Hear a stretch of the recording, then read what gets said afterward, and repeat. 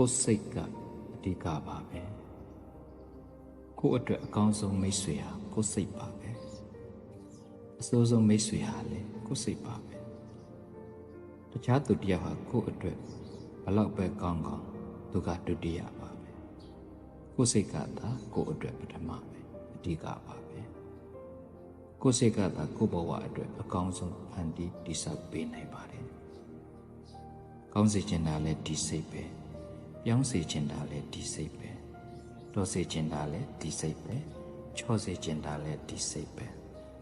မကောင်းဖြစ်တာလည်းဒီစိတ်ပဲအကောင်းတစ်တာလည်းဒီစိတ်ပဲပျော်အောင်လုပ်တာလည်းဒီစိတ်ပဲမပျော်အောင်လုပ်တာလည်းဒီစိတ်ပဲကိုယ်စိတ်ကိုကိုယ်ထိန်းနိုင်ကိုယ်ဘဝဟာတအားကြီးမပင်ပန်းတော့ဘူးပေါ့အပြောလွယ်သလောက်အထင်ရခက်တာလည်း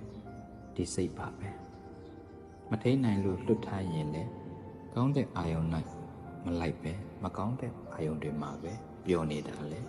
ဒီစိတ်ပါပဲမကောင်းတဲ့အာယုံမှာစိတ်ပျော်သွားရင်တော့တရင်ကအပျော်နောက်မှာပူလောင်ခံစားမှုနဲ့ပိစမှုကပိုများနေတတ်တာပဲလေ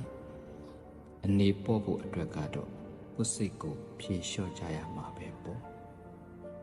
အဓိကကိုယ်စိတ်ကိုစောင့်ရှောက်နိုင်ဖို့ပါပဲ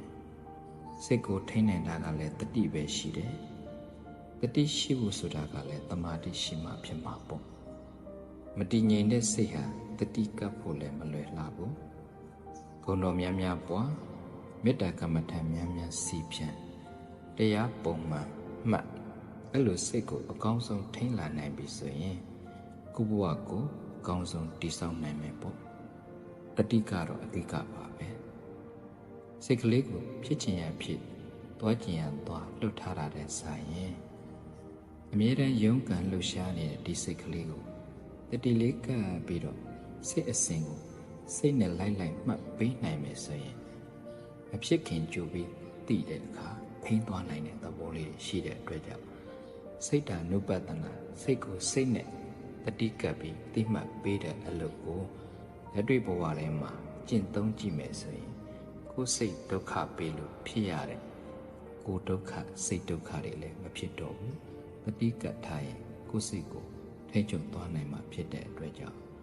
ကိုယ်စိတ်ကိုအကောင်းဆုံးထိန်းချုပ်နိုင်ဖို့သမထဘာဝနာဝိပဿနာဘာဝနာဒီနေ့အပြင်ဂုဏ်တော်ပွားခြင်းမေတ္တာပွားခြင်းတရားပုံမှန်အလုံးလုံးခြင်းဖြင့်ထိန်းချုပ်ထားနိုင်ဖို့အရေးကြီးတာပါပဲစိတ်ကိုထိန်းနိုင်ရင်အလုံးကပြီးသွားတာပါပဲစိတ်မထိန်းနိုင်လို့